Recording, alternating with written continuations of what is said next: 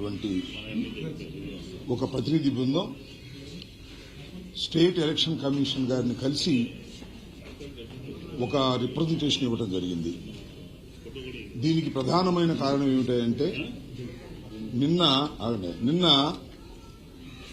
తిరుపతిలో deputy mayor ఎన్నిక సందర్భంగా జరిగినటువంటి అక్రమాల గురించి ఎలక్షన్ కమిషన్ గారికి వివరించేందుకు మేమందరం రావటం జరిగింది. 3వ తారీఖున తిరుపతిలో డిప్యూటీ మేయర్ ఎన్నిక జరగనున్నది. దానికి సంబంధించి శేఖర్ రెడ్డి అనే వ్యక్తిని ఒక కార్పొరేటర్ని మేము డిప్యూటీ మేయర్ అభ్యర్థిగా ప్రకటించడం జరిగింది. ఇంకా నామినేషన్ కూడా వేయలే. ప్రకటించగానే ఆయన మీద తీవ్రమైన ఒత్తిడి తీసుకొచ్చారు.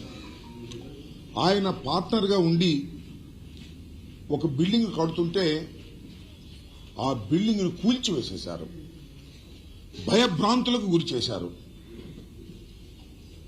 లీగల్గా చట్ట ప్రకారంగా ఏదైనా ఒక భవంతిని కూల్చాలి అంటే దానికి లీగల్ నోటీస్ ఇవ్వాలి.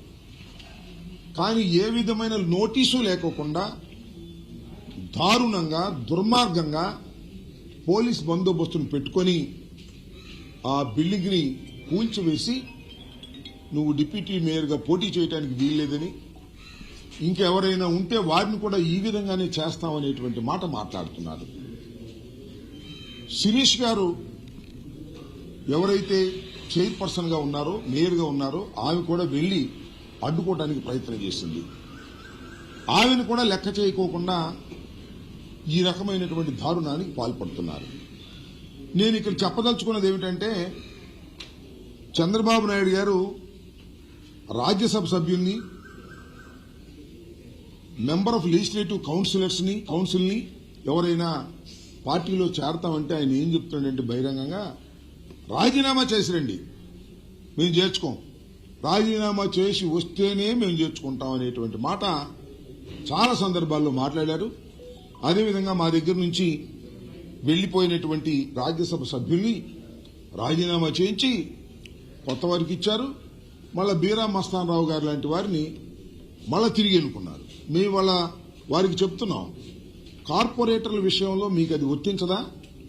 ఏదైనా ఉంటే మా పార్టీ నుంచి ఎవరైనా లాక్కోదలుచుకుంటే రాజీనామా చేయించి మీరు పోటీ పెట్టుకోండి, అంతే తప్ప మా పార్టీ తరపున గెలిచిన వారు, మా ఫ్యాను గుర్తు మీద గెలిచిన వారు వాళ్ళందరినీ ప్రలోభాలకి దౌర్జన్యాలకి పాల్పడి మీరు వాళ్ళని లాక్కునేటటువంటి ప్రయత్నం చేస్తున్నారు.